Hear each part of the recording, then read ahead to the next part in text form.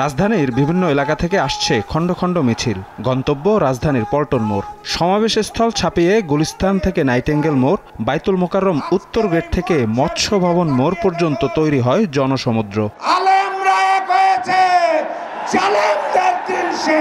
চলতি মাসেই গণভোট সহ ৫ দাবিতে ৮ দলের সমাবেশে মঙ্গলবার বিকেল ৩টা থেকে একে একে বক্তব্য দিতে শুরু করেন শীর্ষ নেতারা। জাতীয় নির্বাচনের আগে গণভোট দিতে হবে বলেন, আগে গণভোট না হলে প্রশ্নবিদ্ধ হবে নির্বাচন। জুলাই সনদের আইনি ভিত্তি ছাড়া হবে না কোনো ভোট। গণভোটে তা যদি আইনি ভিত্তি না হয় তাহলে কিসের ভিত্তিতে জাতীয় নির্বাচন হবে?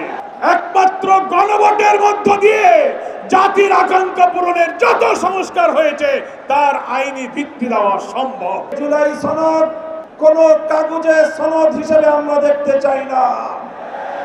জুলাই সনদকে আমরা আগামীর বাংলাদেশের রূপরেখা হিসেবে দেখতে চাই। বাংলাদেশের ছাত্র জনতা, সর্বশ্রেণীর মানুষ আজকে জুলাই ভিত্তিক আইনি সর্বপ্রথম চায়, তারপর জাতীয় নির্বাচন চায়। প্রধান অতিথির বক্তব্যে জামায়াত আমির ডাক্তার শফিকুর রহমান হুঁশিয়ারি দেন, জুলাই বিপ্লবকে যারা ধারণ করে না তাদেরকে আগামী নির্বাচনে অংশ নিতে দেয়া হবে না। জুলাই বিপ্লবকে স্বীকৃতি দিতে হবে।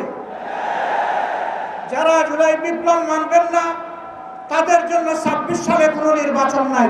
জুলাই বিপ্লবের স্বীকৃতি দিতে হবে, জুলাই সনদের আইনি ভিত্তি দিতেই হবে। এই আইনি ভিত্তি ছাড়া কোনো নির্বাচন অনুষ্ঠান হওয়ার কোনো সম্ভাবনা নেই। নেতারা জানান, জুলাই সনদে জনগণের দাবির প্রতিফলন ঘটেছে। জনগণের দাবি পূরণ না হওয়া পর্যন্ত আন্দোলন অব্যাহত থাকবে। আমরা আঙ্গুল বাঁকা করতে জানি। শফিক মুন্সি, সময় সংবাদ, ঢাকা।